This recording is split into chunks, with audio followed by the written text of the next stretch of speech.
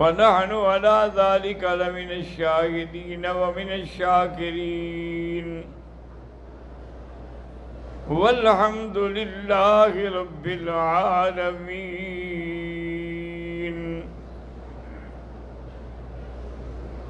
رب اشرح لي صدري ويسر لي أمري واحلل عقدة من لساني يفقهوا قولي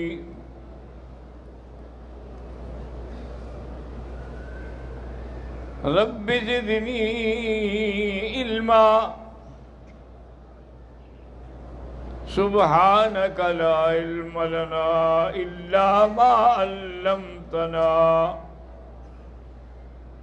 إنك أنت العليم الحكيم۔ برادران اسلام، سرکار دو عالم صلی اللہ علیہ وسلم کی محبت اور عظمت، آپ کے جمال اور کمال کا ذکر ہو رہا تھا۔ چونکہ یہ مہینہ ربیع الاول جو ہے اسی میں میرے آقا کی پیدائش ہے۔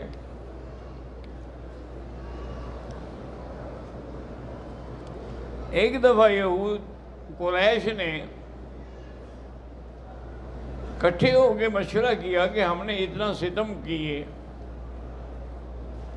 اتنا ظلم کیے ہیں، لیکن سرکار دو جہاں بھی اپنے مقام پہ کھڑے ہیں اور صحابہ بھی آپ کی غلامی میں کھڑے ہیں، ہمیں تحقیق تو کرنی چاہیے۔ تو انہوں نے دو چار آدمیوں کا ایک وفد بنایا جو مدینہ منورہ میں آئے اور یہود کے علماء سے رابطہ کیا۔ اصل بات یہ ہے کہ یہودی جو تھے نا جی، یہ صاحب کتاب تھے، اور انہوں نے ان کتابوں میں پڑھا تھا کہ ایک وقت آئے گا کہ اللہ کا نبی حضرت محمد مصطفیٰ صلی اللہ علیہ وسلم پیدا ہوں گے، پیدائش آپ کی مکے میں ہوگی اور ہجرت کا مقام مدینے ہوگا۔ اسی لیے یہ لوگ خیبر کا علاقہ اور دور دور کے علاقے جو تھے جہاں یہ آباد تھے چھوڑ کے سب مدینے میں آ گئے۔ مقصد یہ تھا کہ حضور آئیں گے تو مسلمان ہو جائیں گے، اور چونکہ یہ یہودی سرمایہ دار قوم، ان نے مدینہ منورہ میں بھی بڑے بڑے قلعے بنائے۔ بعض قلعوں کے تو ابھی تک وہ دیواریں بھی موجود ہیں، جیسے کعب بن اشرف کی حویلی ہے، وہ ابھی تک موجود ہے۔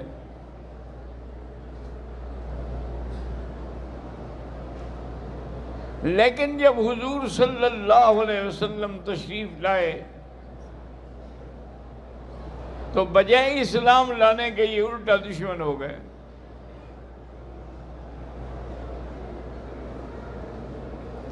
اب مکے کے لوگ جو تھے وہ آئے اور انہوں نے ان کے علماء سے رجوع کیا اور کہا کہ بھئی آپ مہربانی کریں، ہمیں کوئی ایسے مسائل بتائیں جس کے ذریعے ہم حضور پاک کا امتحان کر سکیں کہ آپ سچے نبی ہیں کہ نہیں۔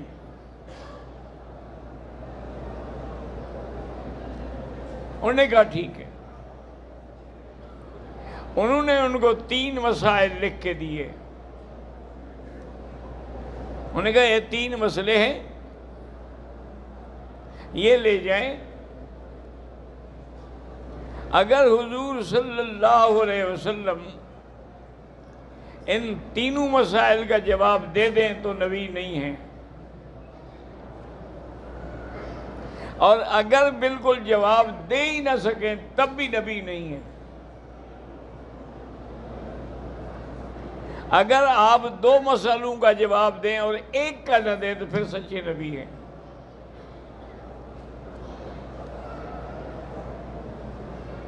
وہ آ گئے اور انہوں نے حضور صلی اللہ علیہ وسلم کے سامنے وہ سوالات رکھے۔ وہ سوالات جو تھے وہ یہ تھے، ایک تو ہمیں یہ بتائیں کہ وہ کون لوگ تھے جو پہاڑ کی غار میں چھپے رہے اتنی مدت،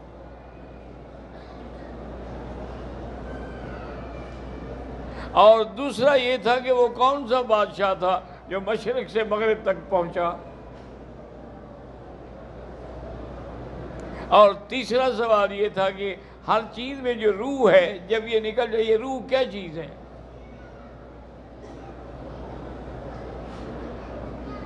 کیونکہ ہر جاندار کے اندر روح ہے، جب تک ہے حرکت ہے، جب نکل گئی بس ختم ہو گیا انسان۔ تو حضور صلی اللہ علیہ وسلم نے فرمایا سأجیبکم غدا، میں کل جواب دوں گا۔ انہوں نے کہا ٹھیک ہے۔ حضور صلی اللہ علیہ وسلم کا منشا یہ تھا کہ اتنی دیر میں اللہ جبریل بھیج دیں گے، وہ مجھے بتائیں گے تو میں جواب دوں گا نا۔ میں تو نہیں جانتا ہے بس جب تک اللہ نے بتائے۔ اب دوسرا دن آ گیا، وہ قریش پھر آ گئے، جبریل نہیں آیا، حتیٰ کہ 15 دن گزر گئے حضور کو انتظار کرتے کرتے، لیکن جبریل نہیں آیا۔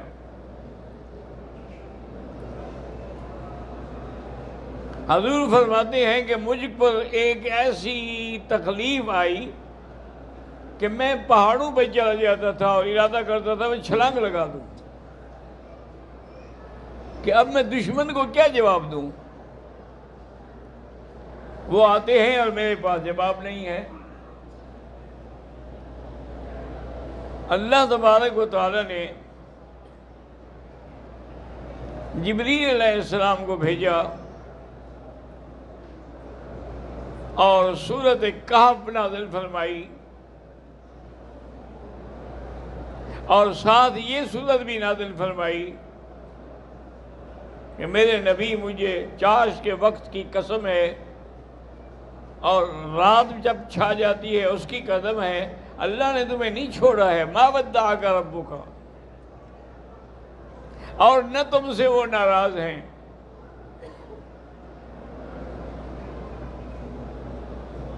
باقی یہ ہم نے جواب اتنی دیر سے بھیجے ہیں، اس کی وجہ یہ ہے کہ آپ نے جب ان کو کہا تھا کہ میں کل جواب دوں گا تو انشاءاللہ نہیں کہا۔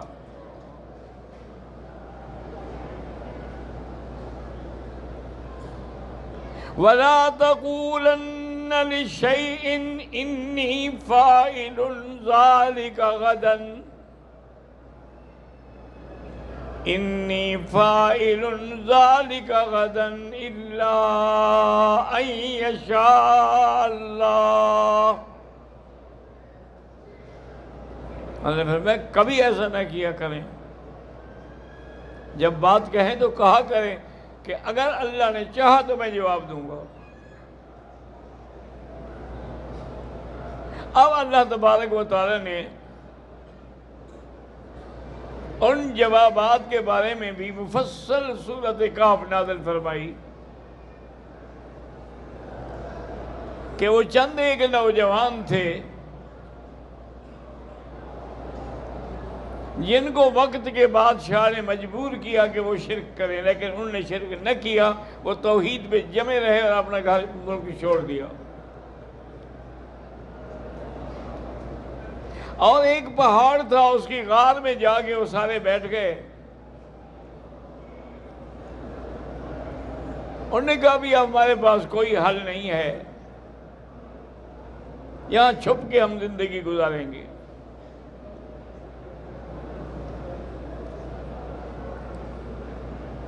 اب اللہ تبارک و تعالیٰ نے ان پر نیند مسلط کر دی،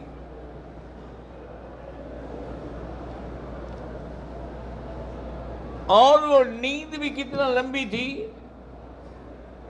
309 سال تک سوتے رہے،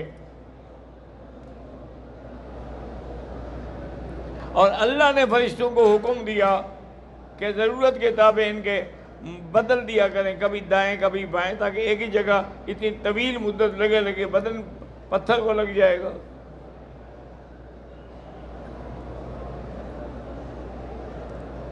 اتنی طویل نیند کے بعد جب نیند کھلی،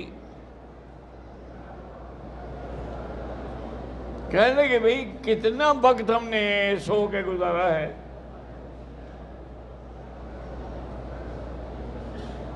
تو آپس میں کہنے لگے، کسی نے کہا کہ بھئی معلوم ہوتا ہے کہ بس ایک دن گزارا ہے، اس وقت سورج ادھر تھا، ابھی سورج ڈوب گیا ہے۔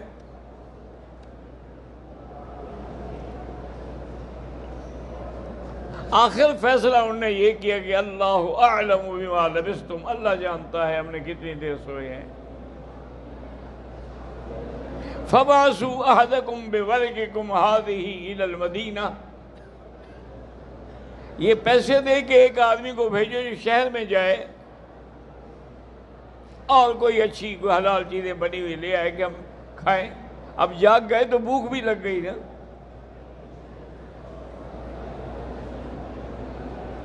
جب وہ بندہ بازار میں آیا، پہلے تو بڑا گھبرایا کہ یہ تو شکل ہی اور ہے، علاقے کی حالت ہی اور ہے۔ پھر وہ دکاندار کے پاس گیا، اس سے کہا مجھے یہ چاہیے یہ چاہیے، اور پیسے نکال۔ جب اس نے پیسے دیکھے، انہوں نے کہا تم کون ہو؟ انہوں نے کہا کیوں؟ انہوں نے کہا پیسوں پر تاریخ تو پڑھو، یہ 400 سال پہلے کے ہیں، اب تو یہ حکومت ہی بدل گئی ہے، نوٹ ہی ختم ہو گئے، ہم کیسے تمہیں سودا دیتے ہیں؟ انہوں نے کہا بھائی اچھا ٹھیک ہے، سودا نہ دو لیکن جھگڑا تو نہ کرو۔ وہ پیسے لے کے واپس چل پڑے۔ لوگوں کو پتہ لگ گیا، ساری مخلوق ان کے پیچھے آ گئی۔ جب آئے تو ان پر ایسی اللہ نے دہشت طاری کی کہ وہ غار میں داخل نہیں ہو سکتا تھا کوئی۔ انہوں نے کہا ابھی ایسا کرتے ہیں، کوئی زیادتی نہ کریں، کچھ عرصہ صبر کر کے علماء سے پوچھ کے یہیں ہم ایک مسجد بنائیں گے تاکہ یادگار رہے۔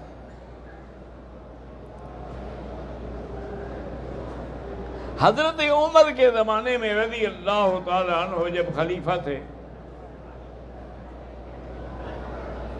کچھ دوست اس ملک میں اس علاقے میں پہنچے۔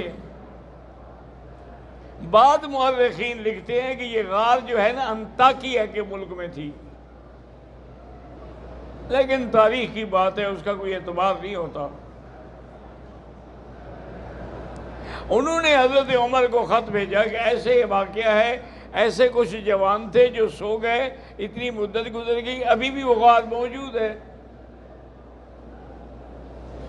ہمیں اجازت دو تو ہم اندر داخل ہونے پر۔ میں خبردار اندر داخل نہ ہونا، جو اللہ نے کسی چیز کو راز رکھا ہے اس کو راز رہنے دو۔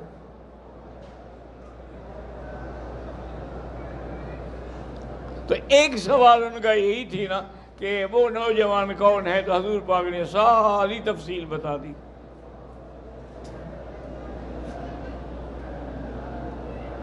انہوں نے کہا جی اچھا وہ دوسرا بات کون تھا بادشاہ؟ تو وہ بھی اللہ نے بتا دیا، یسألونک عن ذی القرنین قل سأتلو علیکم منہ ذکرا۔ یہ ذی القرنین کا پوچھتے ہیں، ہم بتاتے ہیں آپ کو۔ وہ تو مغرب الشمس تک پہنچا، مطلع الشمس تک پہنچا، اور وہ وہاں بھی پہنچا جہاں یاجوج ماجوج کی قوم تھی۔ ان کے علاوہ بھی ایک ایسی قوم تھی جو عام زبان نہیں جانتے تھے، نہ بولتے تھے۔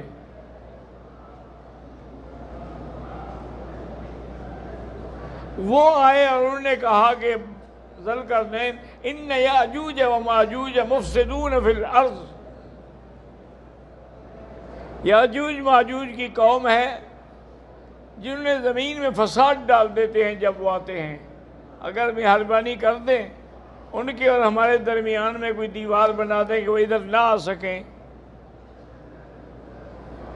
تو ہم ہر قسم کے پیسہ دولت پیش کرنے کے لیے تیار ہیں۔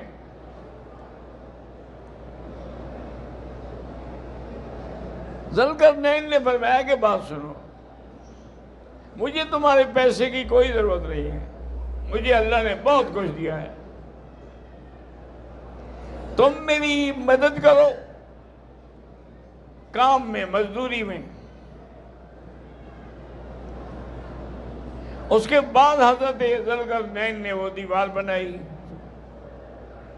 اور وہ بنائی بھی اس طرح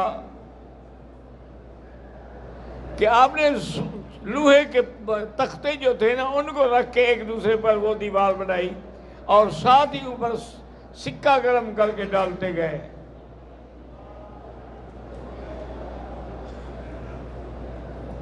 اس کے بعد پھر اس پر تانبا ڈالا، اور وہ دیوار جو تھی یعنی اس لوہے سے اور تانبے سے اتنی پکی مضبوط بن گئی، اور پھر میں اب اس کو یاجوج ماجوج نہیں توڑ سکتے، لیکن ایک دن آئے گا جب اللہ کا فیصلہ ہے کہ وہ نکلیں گے، اس دن ٹوٹ جائے گی یہ دیوار، اس سے پہلے کوئی نہیں توڑ سکتا۔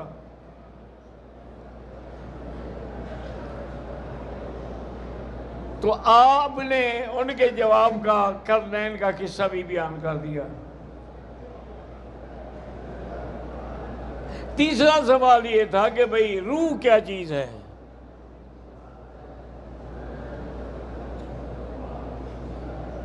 يَسْأَلُونَكَ عَنِ الرُّوحِ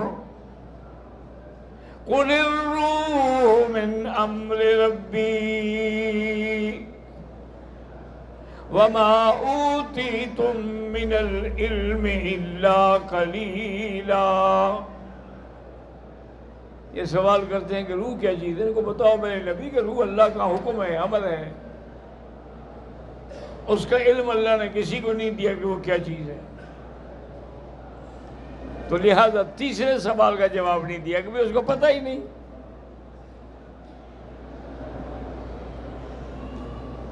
اب جب سوالات آئے، انہوں نے پھر علماء یہود سے رجوع کیا، انہوں نے کہا جی یہ دو سوالوں کے جواب تو یہ دیے ہیں، اور روح کے بارے میں کہا ہے کہ اللہ کا امر ہے، میں نہیں جانتا۔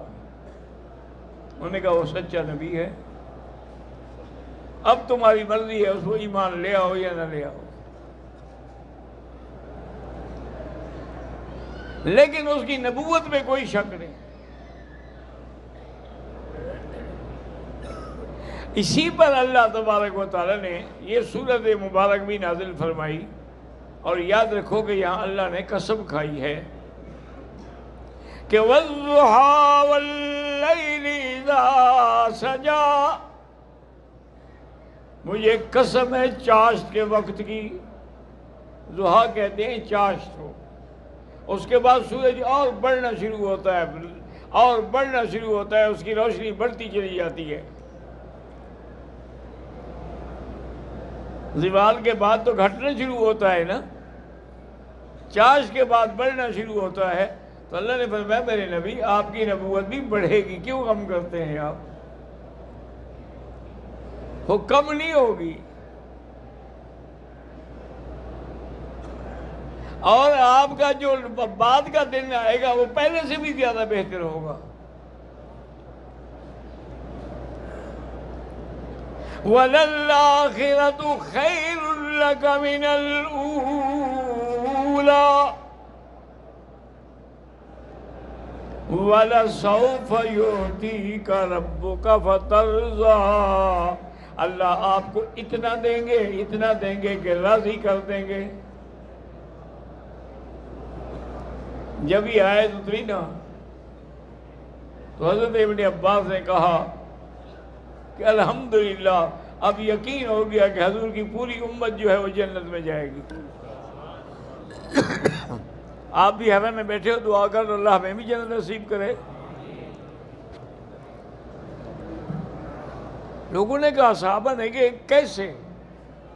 انہوں نے کہا اللہ نے جب وعدہ کیا ہے کہ اتنا دوں گا کہ آپ کو راضی کر دوں گا، تو حضور تو راضی نہیں ہوں گے جب تک کوئی امتی جہنم میں پڑا ہو۔ آپ جب تک نہیں چھڑائیں گے راضی نہیں ہوں گے، اور اللہ نے آپ کو راضی کرنا ہے۔ تو اس لیے انہوں نے فرمایا کہ انشاءاللہ حضور کی امت جو ہے، اسی لیے حضور فرماتے ہیں نا کہ جب شفاعت کا وقت آئے گا تو انا اشفع فاشفع فاشفع فاشفع، ایک شفاعت نہیں، میں کئی شفاعتیں کروں گا، حتیٰ کہ میں آخر میں عرض کروں گا کہ یا اللہ میں راضی ہوں، رضیت ربی رضیت ربی رضیت ربی، لیکن ابھی بھی جہنم میں کچھ لوگ ہیں جن کے دل میں ذرے کے برابر ایمان ہے، اللہ فرمائیں گے میرا محمد ان کو ہم نکال دیتے ہیں۔ تو یہ مسائل جو تھے سارے ان کو بتائے گئے، لیکن جن کے مقدر میں ایمان نہ ہو وہ کہاں سے ایمان لے آتے؟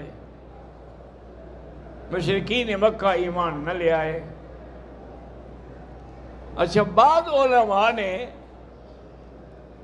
اس آیت کی تفسیر میں ایک اور بات بھی کی ہے۔ کسی حدیث مبارک میں تو میں نے نہیں پڑھا، لیکن علماء نے لکھا ہے کتابوں میں، تفسیروں میں، انہوں نے فرمایا کہ یہ قسم تھی والضحیٰ، محمد مصطفیٰ مجھے تیرے چہرے کی قسم، کہ والضحیٰ سے مراد آپ کا چہرہ ہے، واللیل سے مراد آپ کی زلفیں ہیں۔ چہرہ روشن ہی روشن ہے اور بال سیاہ ہیں، یہ حسن کی انتہا ہے۔ جب میں نے آپ کو اتنا حسن دیا، اتنا خوبصورت، اسی لیے بنایا تھا کہ تمہیں چھوڑ دوں گا۔